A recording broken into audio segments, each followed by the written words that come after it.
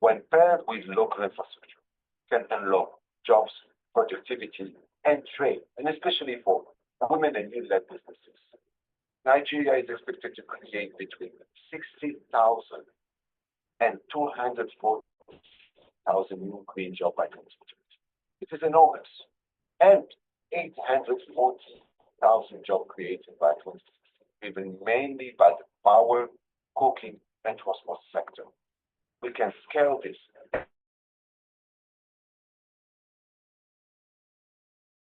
decentralized renewable energy.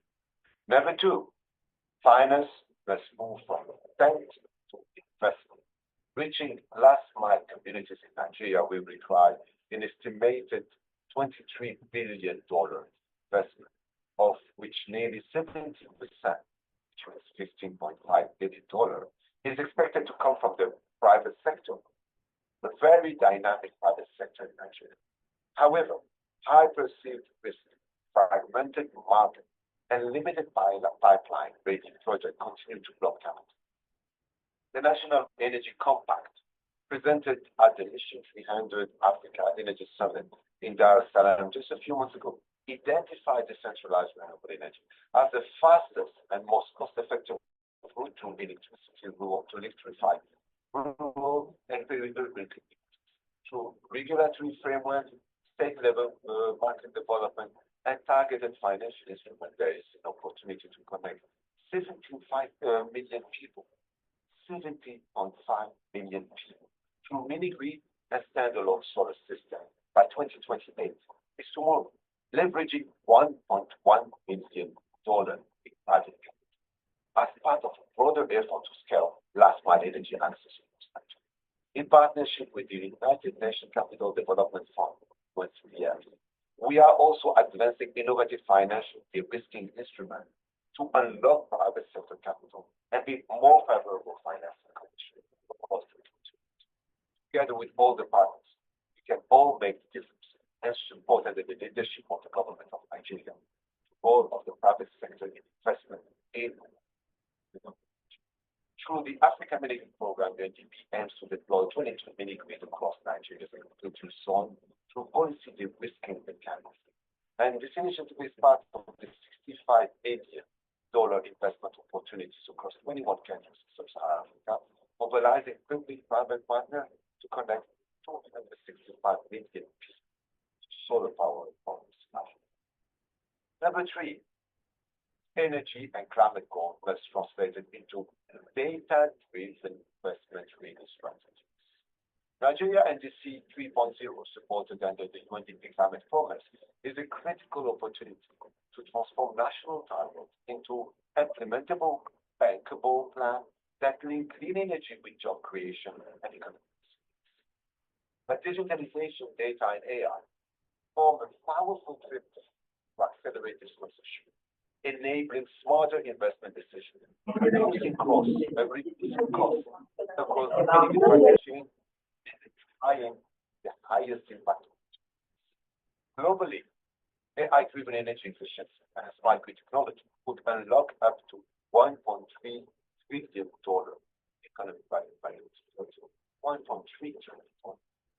And for Nigeria, where electricity share in final energy use is projected to nearly double by 2050, and renewable could make up to 47% of primary energy needs by 2030. Digital innovation is not optional. It is critical in for optimizing energy use, reducing costs, and delivering energy access at scale. In partnership with IDEA, UNDP has developed a Clean Energy Equity Index, the geospatial tool to identify priorities area for investment, ensuring a more equitable and efficient transition to sustainable energy system. In Nigeria, similar tool can help target subsidies, track performance, and de-risk private investment. Colleagues, dear participants, just energy transition in Nigeria is not just a national priority. It is a regional opportunity. It is a continental opportunity. It is a global opportunity. And across all these integrated levels, UNDP remains committed to scaling clean energy, through collaboration, aligning high-impact initiatives on the ground, such as Africa Medical Program, G7 Energy for Growth in Africa, and Solar for Health, with the ambition of Vision 300 to connect 200 million people in Africa to electricity by 2020. UNDP remains fully committed, working together with governments, civil society, and partners like EPCO to help build an energy future for Nigeria that is inclusive, resilient, and clean. Thank you. I wish you all a productive and forward-looking time. Thank you very much. Thank you very much, Mr. Medeb. I think your remarks have been extremely insightful. The importance of policy reform to create an enabling environment, innovative financing that can drive investment in DRE, and the need for data-driven actions. So thank you very much, Mr. Medeb. Last but not least, to conclude our opening remarks, I'll hand over the floor to Mr. Junaid Bello-Sage, who's a partner at Metis Capital. Mr. Bello-Sage, over to you. Good morning and welcome, everyone. My name is Junaid Bello-Sage, and I'm a partner at Metis Capital Partners. On behalf of all the co-hosts, I want to thank each of you for joining us, from government agencies and regulatory bodies to entrepreneurs, engineers, financiers, and academics. Metis Capital Partners is a Nigeria-based private family office dedicated to building enduring African institutions across renewable energy, infrastructure, and transition minerals. Our strategy is grounded in African ownership, in partnership with best-in-class international partners, and world-class execution. With our friends in the GuideCo network and other partners, we're backing the next generation of clean energy infrastructure, starting in Nigeria. And that's why this event matters.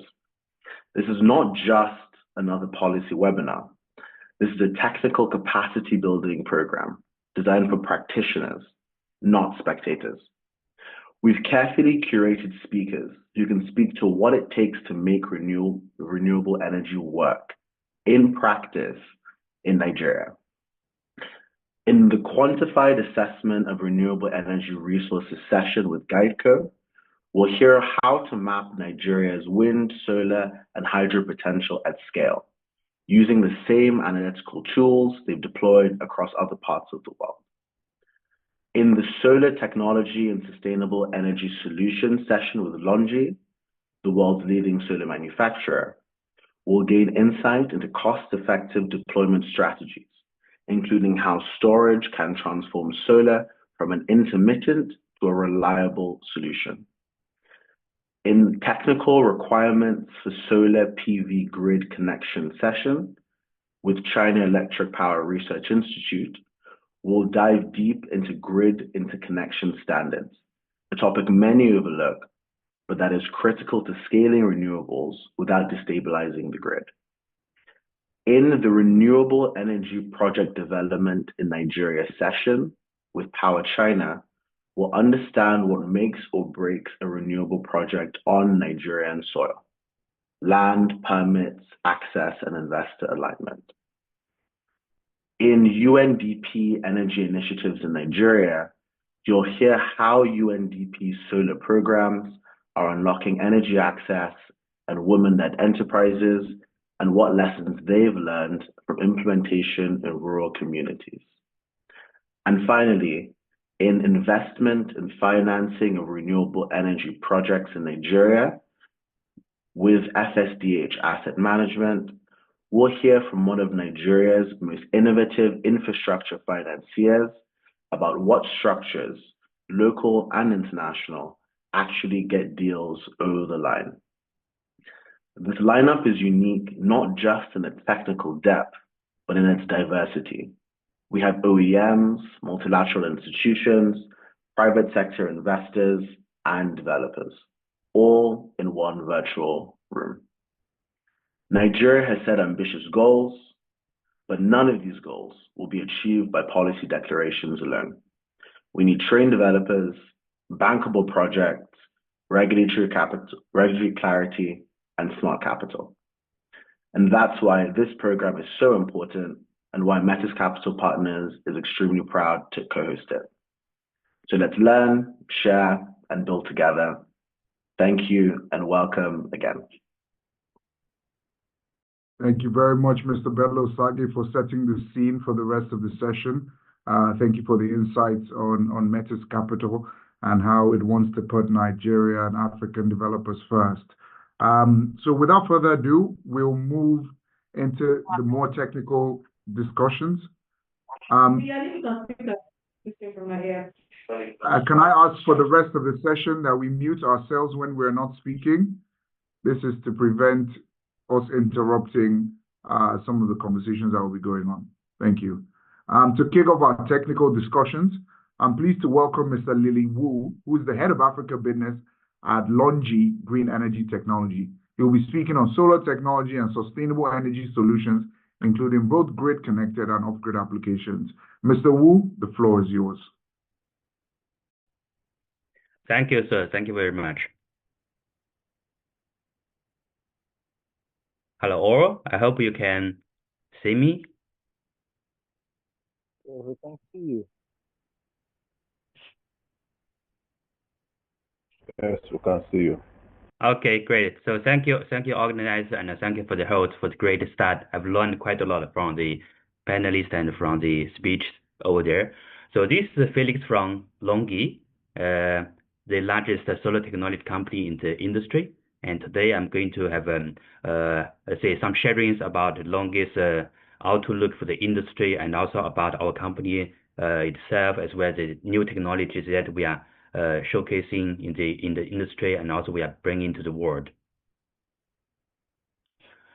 So my sharing will be into three parts. So firstly, I will start with an overview about the solar industry and also about our understanding about the Nigerian market, and then about our Longi's own business review in the Middle East Africa region. And then the third one, I think everyone is interested about the new technology, which Longi would like to share more details as well. So firstly, if we look at the whole solar industry and also of the Nigerian market, we start with the world. So if we look at the numbers that the global energy consumptions structure over there all the time was focused majorly on the fossil fuel, and we see a great portion of that are being used into the form of electricity. So basically the electricity are coming from the coal or fossil fuel, etc. But now we have seen more electricity coming from the renewable energy sector. So minerally like solar, wind, hydro, even biomass or other renewable sources in the industry. And if we look at the numbers in the past 12 years, the cost of renewables, or especially the solar, has dropped by around 90%. If we say that right now the figures, solar PV with almost the lowest cost. And by 2050, the PV LCOE cost will be more than 76% less than coal and 50% less than wind, and also much more less than the natural gas. Of course, it's also less than the nuclear cost.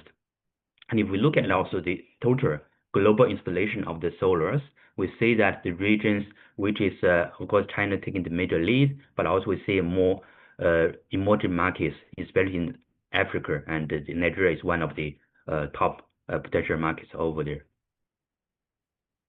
So looking to the Nigeria itself, we see Nigeria is based in a very good area, which is very close to the equator and with good sunshines over there, and starting from the north to the south, so the irradiation could be different.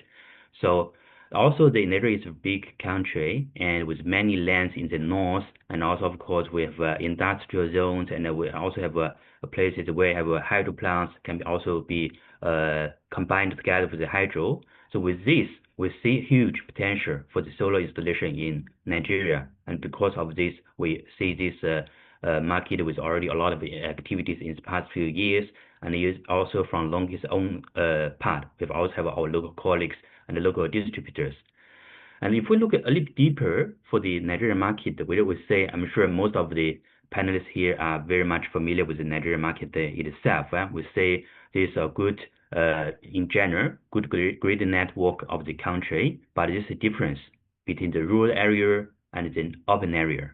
And also because of this structure, and we see huge off-grid demand over there because of the areas maybe not connected to the national grid, or because of the small area which is very remote to the big areas. So we say this is something particular about the Nigeria. And for also the area itself, Nigeria is in the region of West Africa, so it's really closely connected to the neighboring countries like Niger, Benin, Togo, Cameroon, so the grid network can be shared. So if one country have a big installations, and the power can be, distributed to other countries. So it's also another opportunity for the solar industry in Nigeria. And these are the numbers as per our analysis in the past few years in the Nigerian market. The solar has been gradually increasing over the past 5 years.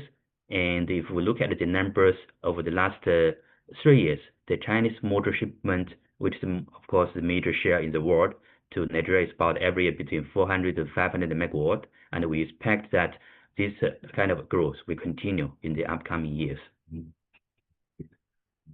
So if we look at the total ratio of the renewables in Nigeria, right now it's non-hydro power is about 16%. If we add hydro, it's about 30% renewable energy power mix into the whole.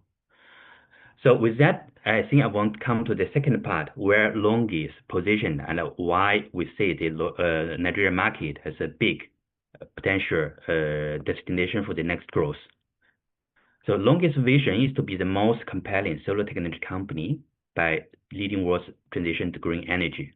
So these are the numbers of LONGi last year. So if we look at the operating revenues, the total operating revenue is $11 billion, and the total assets is 21 billion of the company itself.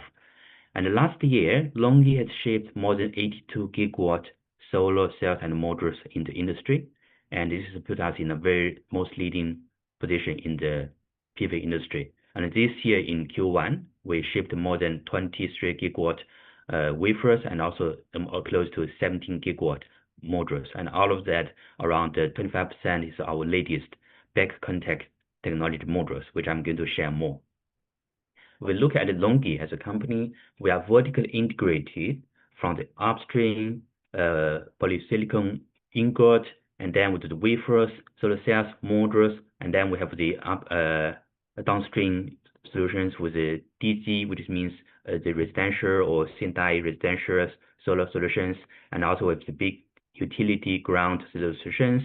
And one thing puts LONGi different from its peers that also we're looking at the future, which is the hydrogen business. So this puts LONGi in a very vertically integrated position in the industry. Actually, we're the largest vertical integrated supplier, and also we are the largest hydrogen supplier in the industry as well. And this is the LONGi's global presence. Our headquarters is based in Xi'an, China, but we have all the sales offices and also subsidiaries in major parts of the world, like from Shanghai, Japan, Australia. In the Middle East and Africa region, we have a subsidiary in Dubai, but of course we also have many local presence in Africa, from the North Africa, also to Nigeria, South Africa, Zambia. We also have our local colleagues, local presence over there in the continent itself. So look at the total capacity, we have the largest wafer capacity in the industry, and also for the solar cells, modules, and the electrolyzers, we have the most leading position in the industry, making us very able to meet all the growing demand in the world. So LONGi is proud about ourselves by having the product reliability. This is one factory or only lighthouse factory in the solar PV industry, which is by LONGi Jiaxin factory. It's a 35 gigawatt factory in one place, and it's been recognized by the World Economic Forum as the only PV module lighthouse, which means this factory has the most lean smart manufacturing. We have a lot of AI quality inspections, and also all the production lines are highly automated, and also we have a lot of end-to-end delivery processing. So one welcome all the participants to visit LONGi Lighthouse Factory in Jiaxing. You will be, witness all the new technologies and how the quality control is done over there. And LONGi's financial bankability is the highest in the industry, which means that if you use our equipment, they will be highly that have the good bankability or can easily get it financing from the international banks. And also LONGi is leading the development with light innovations. So say leading the industry and also being innovative and green innovations and also being harmony with all the ecosystems and also being very trustworthy partner for the industries. So this is something which I see also just briefly said, besides a technology company, LONGi is also very much socially responsible company. You can see we've done many CSR activities in the world, of course, including in Africa, in the universities, in some rural areas, and also have some earthquake donations and for some primary schools, and also have some donations to more than 16 African countries in the past few years. So on the map, if we look at our footprint, all the big utility projects in Middle East Africa region, including Saudi and Egypt, Tunis, Algeria, and also in the West Africa, Nigeria, Togo, Burkina Faso, Congo, Zambia, and also South Africa. So we're very strong in the Sahara region of the Africa, and also we're most strong in the Middle East region as well, besides other regions in the world. This is some pictures for your sharings. Tunis, Egypt, Saudi, and Azerbaijan. So the third part, which I think would be the most important part for the colleagues to know about new technologies. So as you say, LONGi is the largest technology company in the industry. That means that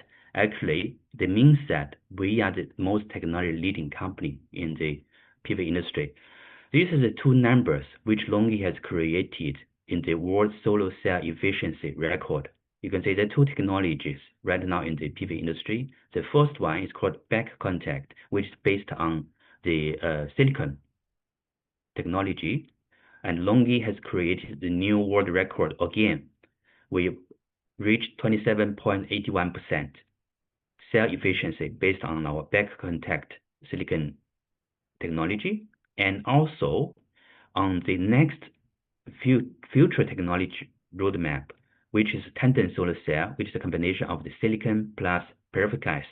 We've also created 34.85% world cell efficiency. So both are created in the last month. If we look at this drawing a little bit closer, you can see many numbers were created by LONGi itself. So for example, here this number was created by LONGi itself, and now we are breaking our own world records. And all the reason behind this cell technology development, because we put a lot of R&D investment. Every year, LONGi puts about 6% of our total sales revenue into the R&D, and this creates a lot of fruits because of this. So why we say this back contact technology is the future? Because if we're looking at the solar cell development, according to the theory, the solar cells theoretic limit is 29.4%.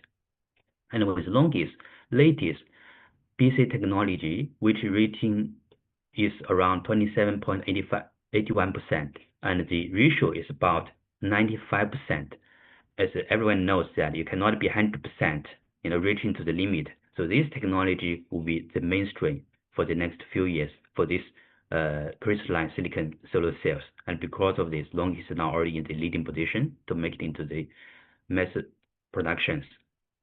So there's a lot of benefits for this technology like that. There's a zero light loss because there's no front side bus bar, making it very beautiful and very clean. And also it can, be most compatible with all technologies. You can use back contact technology with TOPCon, with HGT, with POC, with all the new technologies. So this is a platform technology. to make a very simple calculation between longest new basic technologies, the power beams will be 660, and the mainstream other TOPCon technology will be 630 watt. So if you compare, the parameter itself, this new technology has a less temperature coefficient and also less degradations and also better performance on the low irradiance, which means this module can start working early in the morning and then go home later in the afternoon because it can work much later under the low irradiance performance. And this kind of technology will of course bring benefits to the developers, to the EPCs, because it will increase the power generation by around 6 to 8% under the same land area. And also it is going to be able to save a lot of BOS cost for the EPC companies as well.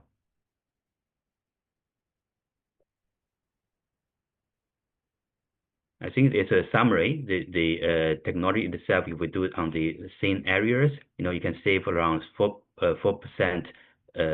cabling, and also you can save around 1.2% EPC cost. Of course, you can also have more installation in the same land areas. So besides technology itself on the modules, this one thing Long is also searching that what can we do? Because we understand that in the industry, also in the Nigeria, there's a lot of players. They are not very much familiar with the with the many designings or many systems, etc. So what Longi can do? So based on our own experience and our investment into the technology, we have designed also one software which we call GSE, called Global Solar Engine Solution, which is a one-stop PV design software, which can also be used to make it easier and one-stop for all the different stakeholders, like from the IPPs, from the EPC, to fast the designing process itself. So we combine a lot of different technologies and the software like PVCs and also auto CAD, as well as the weather meters and also the irradiance levels. That put it all into one software, and we can reduce the software designing time from 7 days into only 15 minutes, and also produce the simulated design. So it's easier for IPPs, it's easier for you to show to the investors how the design is going to be done, how the project will be looking like in the system itself. And this, we have already done interactions and sharings with a lot of companies. They like it very much. And this system can be used for the mountainous areas, can be used for the flat land, can also be on the floatings. Of course, can also combine it for the microgrid or off-grid scenarios as well in the future. So we really would like to have a concept. We call it life cycle service. So starting from the module itself, and then in the middle, and also the after sales service. So the longest concept is that we can provide life cycle quality commitment from the module part, from the designing part, and also from the O&M part. With our technologies, with our software capabilities, we believe that we can make this more easily achievable for the global net zero in the world, and also including Nigeria. So with that, I think I would like to wrap up my presentations. Seeing our slogan, we said we want to build the green world together, and we are ready to scale new heights with you all together. Thank you so much. Thank you very much, Mr. Wu, for the tremendous insights. One of the things I gleaned from your presentation is the importance of innovation. You've been very innovative, and you're really doing a good job. So thank you very much for that. We'll move to focus on the quantified assessment of renewable energy resources in Nigeria. We are honored to have Dr. Jiwei Wu, Senior Expert at GUIDECO Research Institution, to deliver his presentation. Please, over to you, Dr. Wu. Okay, thank you. I will share my slide.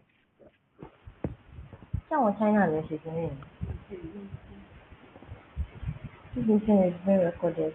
It's also being broadcast. Okay. Please mute if Good you're not morning and good Dr. Wu. afternoon, Thank you. everyone. Okay. I'm Jiaru Wu from GATCO. It's my honor here to share some achievements we have done in the past few years. And my topic today is the research on renewable energy assessment and development in Nigeria. And this presentation could be divided into three parts, which are the background, method, and the global assessment results we have done before. And the last part, the refined assessment in Nigeria and the case study could be give a very precise assessment. So in the beginning of the first part, I will start with a brief background. Yeah.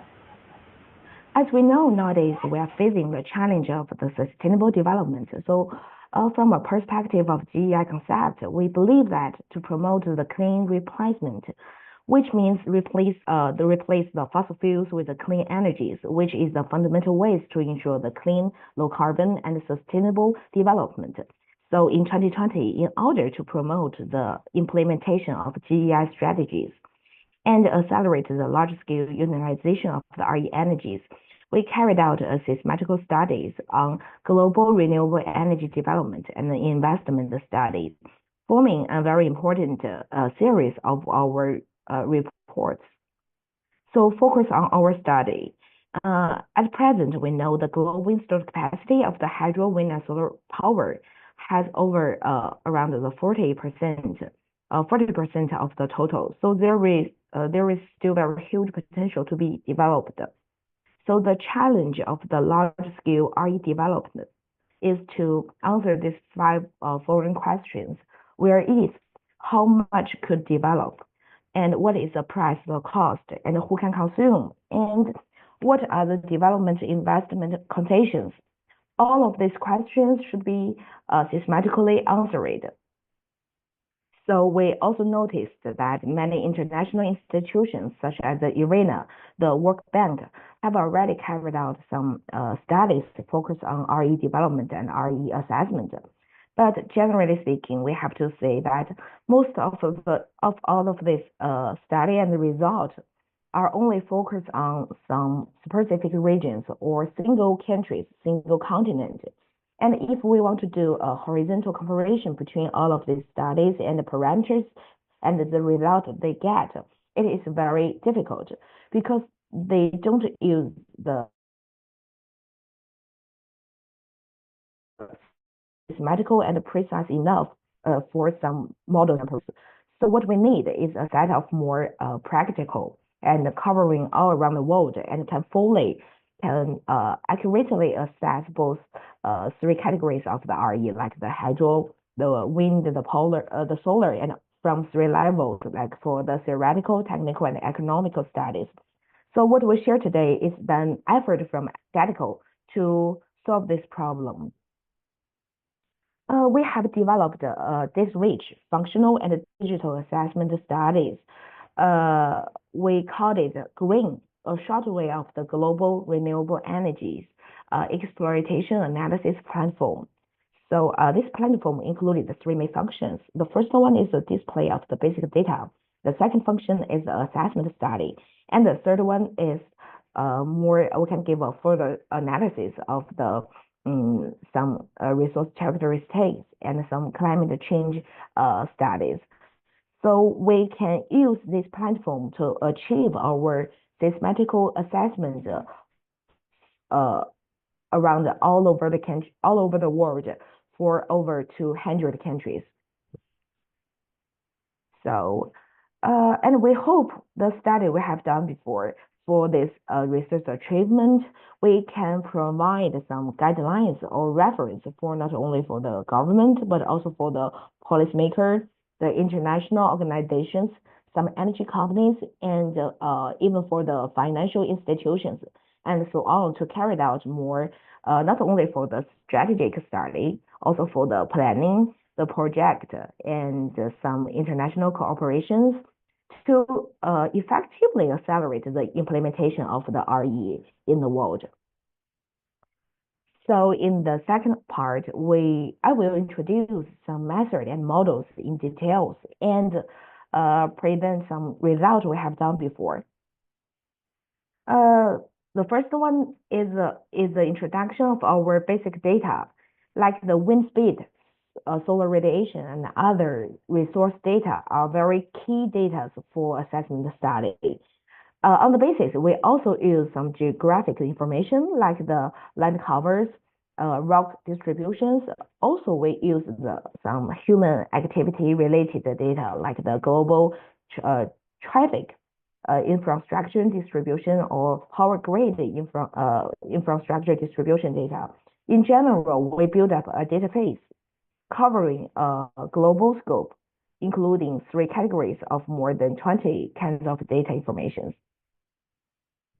So let me give a briefly description of our database. So the first is a global hydrologic data, nearly from 9,500 hydrological stations we have collected from the Global Runoff Data Center, short for GRDC.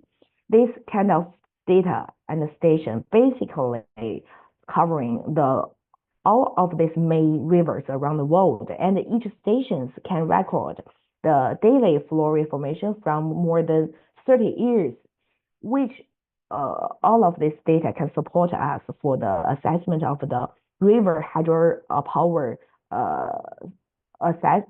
resource assessment, and especially for the study of some output power characteristics. Okay, the next kind of very key data for our study is the wind speed data. It's produced by the Vortex company and include the map data and also for the hour-by-hour timing data. All of these data are at 3 latitude from 50 to 150 meters high, and all of this timing series data including the wind speed, the temperature, the pressure, air density, and wind direction, and so on. And another high resolution data is for 100 meters resolution. And we can use this to give a more microsite selection study for our GEI concept.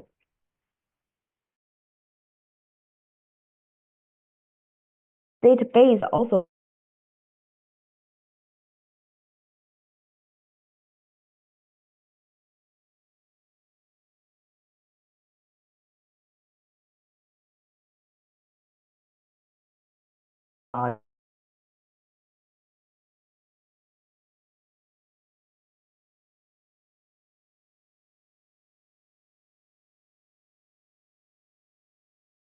restore the characteristics over time in a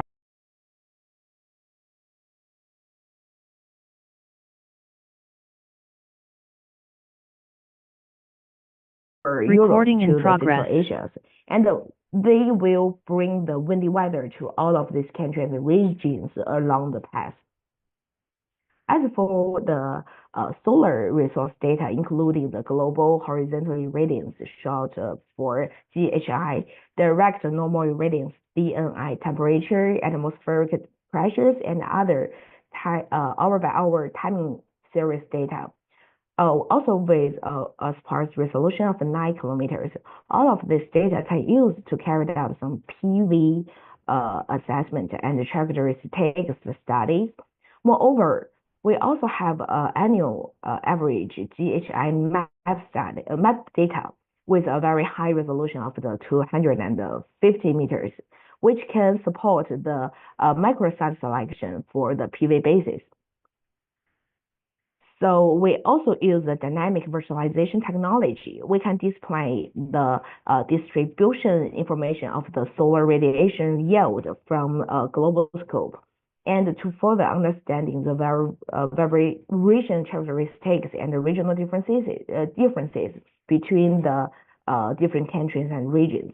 The GIF on this slide shows that starting at 8 a.m. Beijing time, the time will continue to move westward, and the solar radiation on the surface will show regularly changes, and we can use this for some output power characteristics study.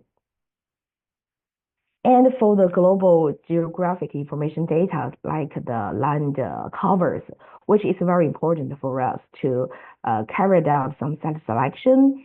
And this set of data, we divided all of this into 10 categories according to some China's classification standard, include the forest, cultivated land, grassland, and some urban area like the desert. So all of this could support us to find the suitable area for the large-scale basis development and for the construction. Another very important data is the conservation areas. And we get this data from the United Nations Environment Program. And moreover, we also classified all of this data according to some standard in China, including like ecosystem, wildlife, natural relics, and natural resources, and other type of these kind of conservation areas. And the enlarged map on these regions is for the Ethiopia and Kenya in Eastern Africa. We can see that this region is widely distributed with many kinds of conservation areas like the ecosystem and the wildlife. And all of these areas should be avoided as much as possible for the base development. So the next kind of data is for the rock distribution. We can use this to the study of the hydropower stations, site selection, and some large-scale wind power bases. We need a stable characteristics of this land. And another one is for the human-related data, like the global transportation infrastructure data, containing the distribution of road, highway, railway, airport, and other transportation infrastructures, which is very important for the economic study and the investment estimation study. From a very global perspective, we can see from this map that in Amazon in South America, in desert in North Africa, and the hinterland of Australia, all of this region have a very poor traffic conditions, and it's not good for the large scale basis construction, and will raise up this cost. So the enlarged map on this slide is for the Eastern USA. We can see there is have a very density distribution of the road and highway and airport. So this will give a very good transportation conditions. So the development of the generation project in this region can save the money, can save the construction cost of some transportation infrastructure build up like this. So all of this kind of data could support us, and we can use it for some qualified study. Okay, the next one is the global power grid and power plant distribution data. And this set of data is very important. It completed by GATCO ourselves and contains for around 147 countries in the world, including the AC grid and the major DC transportation projects. Moreover, it included the locations and installed capacity information for all over the world stations, like the thermal, hydropower, wind, solar, and other kind of stations. This set of data is, we can use this set of data for to carry out some evaluation of the economic study. And the next is the assessment method for the wind power and the global data. The theoretical study is sometimes not very practical, like we can see from this slide. The global theoretical is over 2,000 petakilowatt hours, which is very huge. And sometimes we think this parameter is not very practical. So we recommend to use these technical potential studies to get a more practical study for reference for our study. And the key for the assessment of the technical studies is to exclude the areas not suitable for the basis development. Like the main limitation is to consider the low wind speed areas below the average annual wind speed, like 5 meters per second. If lower than this wind speed, we think this area don't have very good conditions for the development. Maybe we can think another way, like not for the centralized, or we can think more about like for use the offshore wind distribution, something like this. Oh, okay. And it's mainly distributed in some low latitude area, like the Amazon, the Congo rainforest, and the tropical rainforest in Asia. All of these countries or regions we think are not suitable for some wind power development. And the conservation areas like the wildlife, natural relics, and natural resources, all of this kind of conservation areas we think should be avoided to develop. The third step is to eliminate the plateau area over 4,000 meters high. It mainly included the Tibetan Plateau in Asia, the Andes Mountain, and there are two reasons for us to give this consideration. The first one is the construction conditions in this area is difficult. Another one is although this plateau area have a higher wind speed, but due to the thin air, the power density sometimes will be significantly reduced. So we think this plateau areas is not recommended. So besides the land cover should also be considered. We exclude the areas such like the forest, the farmland, the wetland, the cities, and the country with the wild distribution of the desert, the grassland, and some low shrubs. We think this country have a very obviously advantages for the RE development. And for the technical studies, we can see the assessment result on this slide. The global wind installed capacity is over 800 gigawatts, and the potential suitable for centralized development is about 131.2 terawatt, and the annual power generation is about 347 petawatt hours. We should notice that the potential in Africa is 52 terawatt, ranking first in the world.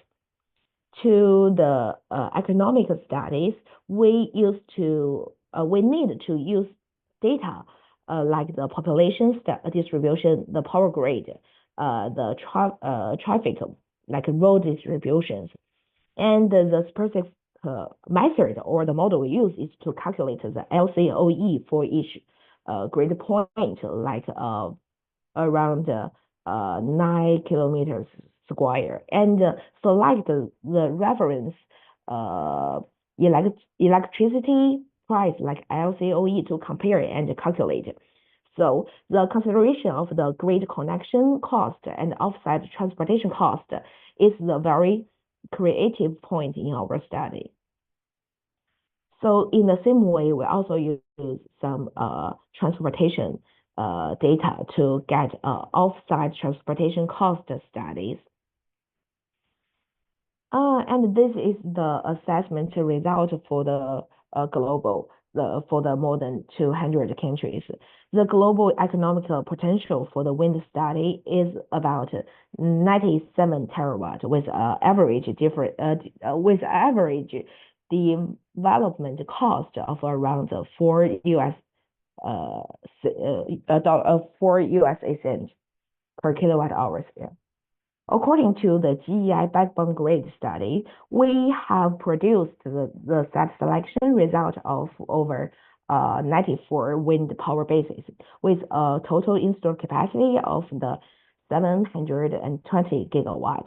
the total investment cost is about 850 billion USD, and the lowest LCOE is only for the 1.8 cent for onshore and 4 cent for offshore. The next part is the PV assessment, and also we can give the theoretical potential study for the global, and more important is for the technical potential study. So the installed capacity of the global PV is around 2.65 petawatt, and the annual generation is over 5,000 petawatt hours. So the scale of the Africa is 1.4 petawatt, according for over a half of the world, ranking first, obviously.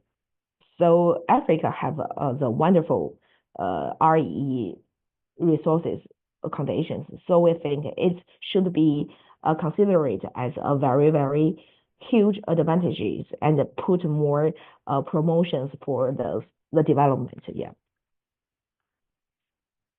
So we also gave some economic study, and the site selection of the 90 PV bases are provided with a total capacity of 1 terawatt, and the total investment is about 480 billion USD, and the lost LCOE for the PV basis is only for the 1.6 USD cents per kilowatt hours. Yeah. So our study or our research achievement could answer these 5 questions we have mentioned before. So to be specifically, like the development of only 30% of the global hydropower, 10% of wind power, and 1% of the PV power generation could support the clean energy transformation. And we also gave the 200 large power bases for the very detailed development layout, the site selection, the cost evaluation, covering the world. So which we think we can use this as kind of reference to promote the clean and low carbon development of the world. So the third part is the assessment result in Nigeria. As we know, Africa is very rich for the wind power. So the scale of the wind power suitable for centralized development in this whole continent is about 52.2 terawatt. And the annual power generation is about 141 petawatt hours, which is more than 200 times bigger than the annual power consumption for this whole continent's level. So combined with the technical and economic studies, and in 2035, and while considering the development cost, such as the transportation and the power grid integration cost, we can give a detailed assessment that the result is the average LCOE for the whole Africa is only to 2.4 cents per kilowatt hours. And according to the distribution of the main power transformation channels for this continent, and also based on our green platform, 12 wind power bases are given, just show on this map. We can know that the total installed capacity is to 1.4 gigawatt, and the annual power generation will around to 30 terawatt hours per year. And the total investment is over 20 billion USD, and the LCOE range from the 1.75 to 3.61 USD cent per kilowatt hours. So the map on the right shows the overall layout of all of these spaces in Africa. So the PV technical studies is estimated to over 1375 terawatt, with the full load hours to 1940 hours. According to the investment level by 2035, considering the transportation and grid infrastructure conditions, we can see that the regional LCOE is 2.8 USD cent per kilowatt hours. So the map on the right shows the overall layout of the PV bases in Africa. So the total installed capacity is over 21 PV. And the annual power generation is over 18 terawatt hours per year. So the total investment is around $50 billion. Okay. Finally, we think we should focus more on the situation in Nigeria. For the wind energy, the wind resources in Nigeria, relatively unsatisfactory, not very good. The annual wind speed reached at 100 meters high around the world is only 1 to 6 meters per second to 6 to 554 meters per second, with the annual average wind speed is only for the 4.3 meters per second. So the conditions for this wind is not very good, because we can see from the map that the average wind speed in most part of these countries is lower than 6 meters per second, and even in some area for the in the central and the south regions is lower than 3 meters per second. So sometimes we think maybe solar will be another good choice for the Nigeria. So by our green platform, we can see that Nigeria has very, very good solar resources, especially for the PV development. The national annual GHI ranges from the around 900 to more than 2,336 kilowatt hours per square meter. It's very high in the world, and the regional average GHI could reach to around the 1800 kilowatt hours per square meter. So this area with very good solar power resources, and mainly distributed in the northwest and north regions, while the resources in the east and the south regions are relatively poor, but it's also kind of good. So generally speaking, the solar power shows very good in Nigeria, especially for the western regions. We know that the different type for the land cover will affect the large scale development for both wind and solar power development. So in Nigeria, we can see from this slide, the grassland coverage around 33% of the total area. The farmland account for another 1/3, and the forest account for over 20%. So overall, the land suitable for the large scale development is mainly on grassland, and the distribution development, I think maybe in the area around the farmland and the forest could be also considered as another choice.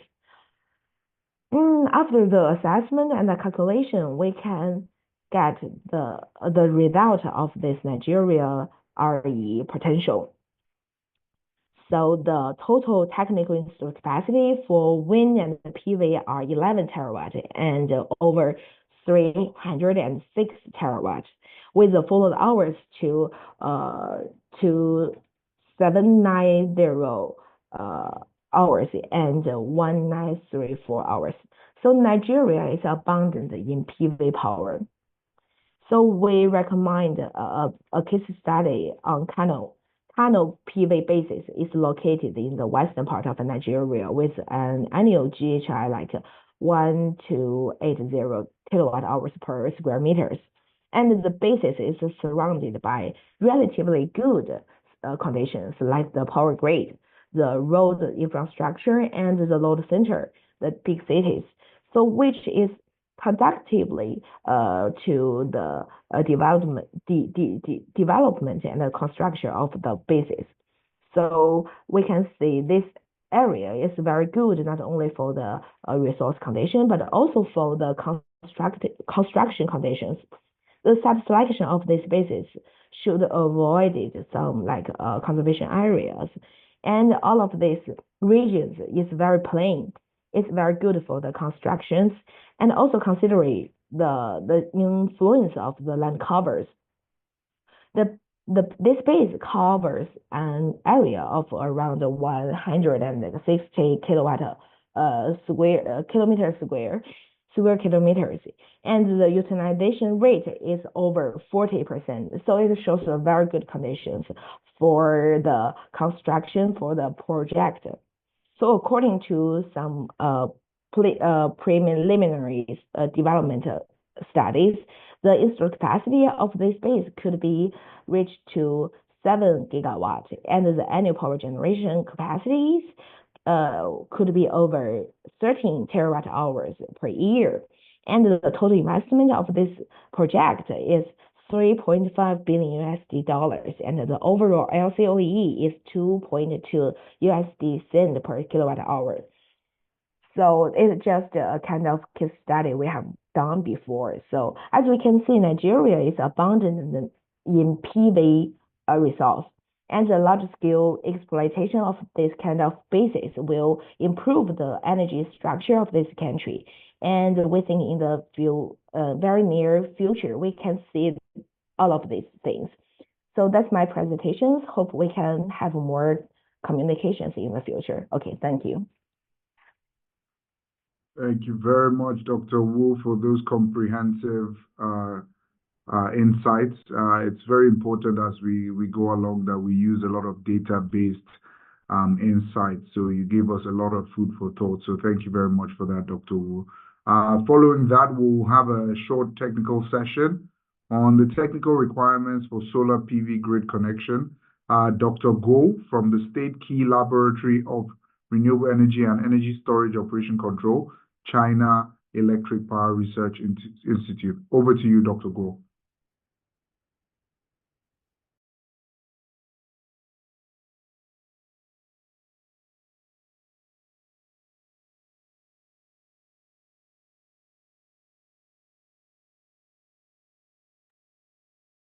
Is Dr. Go here?